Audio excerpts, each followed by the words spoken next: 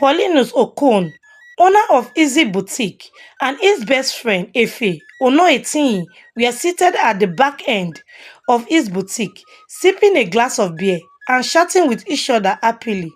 They share a bond closer than that of brothers. At the entrance, some of his workers are arranging new goods into the shelves. Paulinus, the owner of the boutique, was telling Efe, his friend, plans of expanding his boutique business into two more stores. Even though Paulinus was not an indigene, his boutique business was the biggest in the community of Otokutu and its environ, with almost every young person in the community buying from Paulinus. His business was growing at a fast pace, and he was growing richer by the passing day. With the money he was making from his businesses, he started diversifying into real estate, buying lands and property within the community. His best friend Efe, who loved to be called Efe Money, was an indigene. He was always with Paulinus to guide him against making bad purchases or buying from unverified sellers. And this help he was receiving from Efe Money made Paulinus very happy. And he rewarded him handsomely and made him his investment manager. He was always taking him along everywhere he went and was always gifting him both money and even some properties because he saw Efe Money as his brother. And Efe was gradually becoming rich. Over time, he built twin-story building and also has several properties to his name, all thanks to Paulinus, his friend. Both of them were like twin brothers. Little did Paulinus know serious trouble was around the corner that would question the genuineness of this friendship. One Saturday morning, while Paulinus was at his boutique, supervising his worker and checking the record, Efe paid him a visit. He had come with a mouth-watering offer. My friend, someone wants to sell his duplex. He is selling this big property for just 30 million naira. He's actually in dear need of money. That is why he's selling this big property for just peanuts. I want you to buy it before other investors get wind of this offer. He told him with a tone of urgency in his voice. As expected, Paulinus was very much interested in this offer. He knew just how expensive property were in that area, and the offer of 30 million naira for this property that Efe had described for him was a steal. But there was a problem. He did not have 30 million naira on him at the time Efe had come to him with this offer. He only had 10 million naira in his bank account. But the moment he made this concern known to Efe, he quickly urged him to give him the money, that he will use his influence to make the owner of the property accept the payment instrumentally. Paulinus was very happy and he transferred the money to Efe, who promptly hurried off to seal the deal. He soon returned back that same day with the big news. He had been able to convince the seller to sell to Paulinus despite the fact that he was paying instrumentally. He even showed him the evidence of transferring this 10 million naira from his bank account to that of the seller. Paulinus was very happy and he opened a bottle of champagne for both of them to drink to celebrate this big win. In all this, Efe kept reminding him that he must hurry up to make the balance payment of 20 million naira available so that he won't lose this offer. And that was exactly what Paulinus did. He put all resources together, and in less than 2 months, Paulinus was able to complete the payment. But then, while he was making this payment, something was gradually disturbing Paulinus. You see, whenever he asked Efe Money to take him to see the property he was making this investment on, Efe would always decline, all the while giving some flimsy excuses that he don't want the people selling the property to know that Paulinus was the one buying, so that they won't inflate the price. Even though something was not adding up, yet Paulinus decided to trust him by paying all the money into his bank account. But then, it was after he completed this payment that it started becoming really obvious that Efe was not telling him everything. You see, Efe was gradually becoming very invasive. He was not coming around as he used to. Even to reply his messages became a problem, and this sudden change in the character of Efe really got Paulinus worried, and he could not help but started doubting the genuineness of the deal Efe had brought his way. On the other side, Efemoni was on a hot seat and looking for a way out of the situation he had found himself in. You see, the 30 million naira deal Efe had brought to Paulinus was all a lie. No one was selling a duplex. He had made up the whole story to trick and defraud his best friend. With the money Paulinus paid into his bank account, Efe went ahead to buy two plots of land and started building a duplex for himself. And now that Paulinus had sent the whole money, he did not know how to face him. He was really worried and did not know what to do anymore. But then, after thinking for some time, that was when a dark idea crossed his mind. How about I end his life and put an end to this endless probing? He thought to himself, as dark as this idea was, this was exactly what he set out to do. For some days, Efe was racking his brain on the best way to go about this evil plan without any finger pointing to him. But then, while he was making these plans, Paulinus was really getting restless. He was constantly calling Efe's phone number and demanding to be taken to the property he had bought. And all this went on to make Efe really agitated.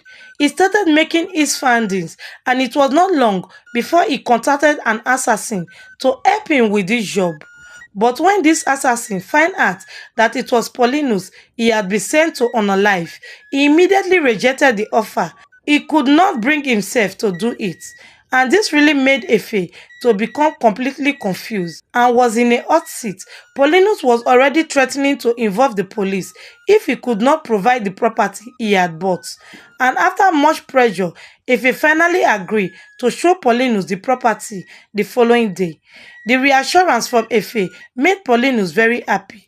His mind was finally at rest. Little did he know, great trouble was around the corner.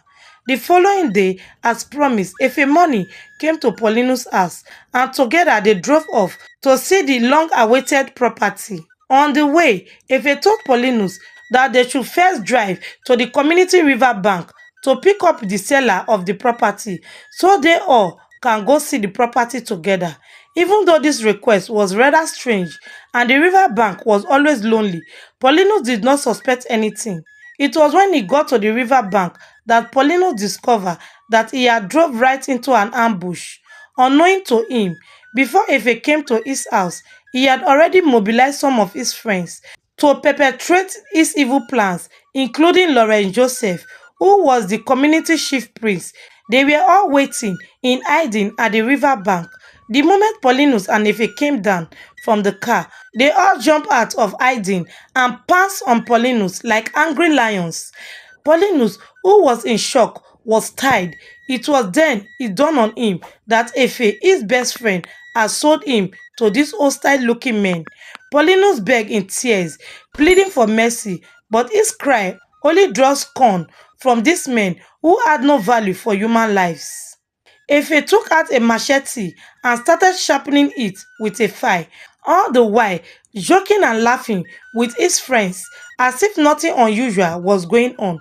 Paulinus watched in horror as he envisioned what was about to become of him. He knew it was over for him, and as should be expected, suddenly the laughter ceased. Efe turned to Paulinus. Goodbye, my friend. He told him with a smirk on his face, and with that, with one single swipe of the machete, he unalived Paulinus. They quickly wrapped his head in a black nylon bag and started making swift preparation to dispose the body without anyone finding out the great evil they had done. First, they tied the headless body with heavy weight and throw it into the river so it won't float back to the water surface after some days. While the chief prince went back to the community shrine with the head, two of Efe's friends drove off Paulinus' car and abandoned it at Otu Jeremy community, which was several kilometers away, to make the whole thing look like a kidnap case.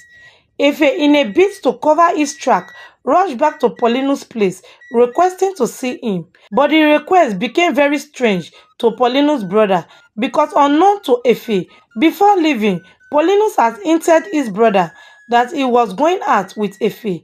So when he confronted Efe that Paulinus told him earlier that he was living with him, Efe completely denied, stating that why will he be there looking for Paulinus if indeed they were together earlier that day. And this really left everyone puzzled. They tried his number, it was ringing, but no one was picking up. Initially, they felt he was busy wherever he was and would soon be home, but then, as time went by and there was no sign of Paulinus coming back home, all the relatives became really worried and started looking for him. Efe, who was seen as brother to Paulinus because of the bond they share, was in front of the search team, but then there was no trace of Paulinus anywhere. And after searching for 2 days, Efe came with a suggestion. They must consult the deity of the land to determine what had become of Paulinus, and he told the relative to give him the sum of 500,000 naira to pay to a native doctor to perform the ritual. The relative, in their desperation, quickly transferred the money to him and he rushed off to the shrine under the guise of looking for a solution to this problem at hand. Well, after some hours, he came back with a different story. The deities have determined that Paulinus was alive, hale and healthy, but have been captured by a group of kidnappers. This story really made the relative really afraid and worried. Even though they felt a bit of relief that their brother was still alive, they were worried about what the kidnapper could do to him. They kept on calling him, but he was not picking up, which got everyone really worried. But then, when all hope seems lost, someone picked up the call from the other end. He confirmed that he was the leader of the gang that has kidnapped Paulinus, and a ransom of 20 million naira must be paid to guarantee his freedom. And to add to it, the kidnapper warned them not to make the mistake of involving the police, since such a move will make them take drastic action. Hey, before we jump right back into our story, if you want to start your own faceless shining, just like what we are doing here, I can teach you. Just write me on WhatsApp. Let's talk. Meanwhile, today massive hug goes to Tanisha, watching from Jamaica, and Joanne, watching from the UK. Thank you so much for the love and support. Where are you watching us from? Type it in the comment section so I can send you a hug in the next video. Also, don't forget to subscribe to this channel and leave a like on this video. Alright, back to our story. This news came as a blow to everyone. The money the kidnappers had requested was really huge. All the same, following the encouragement of Efe Money, who had been there all along, the family members started running around to look for the money. And after 3 days of sourcing for this money, and even putting some of Paulinus' property on distress sale, they were able to raise 10 million naira. Efe offered to go negotiate with the kidnappers and try convince them to take the 10 million naira to secure Paulinus' release. Well, the family members, suspecting nothing, quickly transferred this money to Efe bank account, and he promptly rushed off alone to meet with the kidnappers at the exact spot they had told them to bring the money to.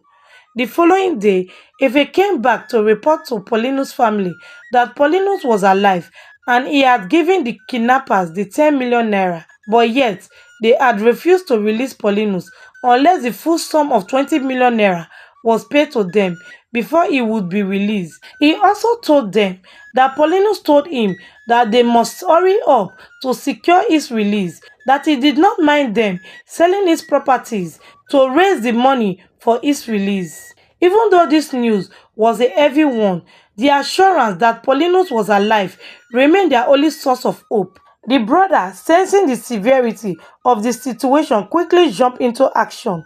He placed most of Paulinus' property for sale at very pitiable prices just to get instant buyers so he could raise the money to secure his brother's release. And whenever he was able to gather a sizable sum of money, He would quickly transfer this money into a bank account to facilitate his brother's release. He went on until finally he was able to raise the complete 20 million naira the kidnappers had demanded. But then it was after he made the final payment that it began to dawn on him that something was seriously wrong. You see, after meeting with the kidnappers for the last time, Efe came back on the supposed date of Paulinus' release with yet another story. Efe told Paulinus' family that the kidnappers had decided that 10 million naira extra must be paid to them before they will release Paulinus. This information made Paulinus' brother suspicious of Efe. He felt he was not telling them the whole truth. All the same, he did not make his concern known to anyone. He told Efe that he will run around for more money, and this reassurance made Efe very happy. Little did he know, his smile would soon fade. One evening, while Paulino's brother was relaxing in a beer parlor, sipping a glass of beer and trying to clear his head of his troubles, he overheard gossip on the table close to him. These people were talking about Efe money. They were gossiping about a big duplex he was building at the outskirts of the community. He silently listened to the whole conversation without saying a single word. Back at home, he was very deep in thought. How did Efe get the money to start building a duplex? He thought to himself. He knew fully well that Efe had always depended on his brother's benevolence for his success. How come he suddenly had money to build a duplex while his brother was still at the mercy of the kidnappers? He knew immediately that something definitely was fishy. The following day, he secretly went to the police station to report everything to the police, and swiftly the police intelligence swung into action. A special agent went to Efe Bank to determine the activities of his bank accounts, and it was immediately obvious that Efe had been lying all this while. You see, the huge sum of money that has been frequently paid into Efe bank account as ransom for Paulinus were not paid to the kidnappers as he had told everyone. Rather, it went to his personal use. They were paid into the account of engineers and other contractors in charge of his duplex. This information was all the police needed. They immediately arrested Efemoni and started questioning him as to the whereabouts of Paulinus. Initially, he denied, but after thorough interrogation in a secret cell, he finally confessed to all his evil deed. He also mentioned Joseph, the community chief priest, and all the others involved in the unaliving of Paulinus, and that same day, all of them were arrested by the police. The chief priest took the police to the community shrine where he had secretly buried the head for ritual purposes, and it was recovered by the police. And Efe, the chief priest, and all those involved in this hideous crime were publicly paraded by the police. This incident drew nationwide outrage, with many wondering how far human could go to satisfy their greed. This incident happened in December 2024, and up to the time of writing this story, there is no public record of this criminal being charged to court and being convicted for their crimes. I just hope and pray nothing gets in the way of justice for late Paulinus. So here bring this story to a close. What did you learn from this story? Share it with us in the comment section. Thank you for watching today's episode from Anita Chocolate. Please do well to support me by subscribing to this channel. Leave a like on this video and share it with your loved ones. Also, don't forget to turn on the notification bell so you'll be the first to see our future upload and watch this other amazing story from our channel displaying on your screen while waiting for the next story. Bye.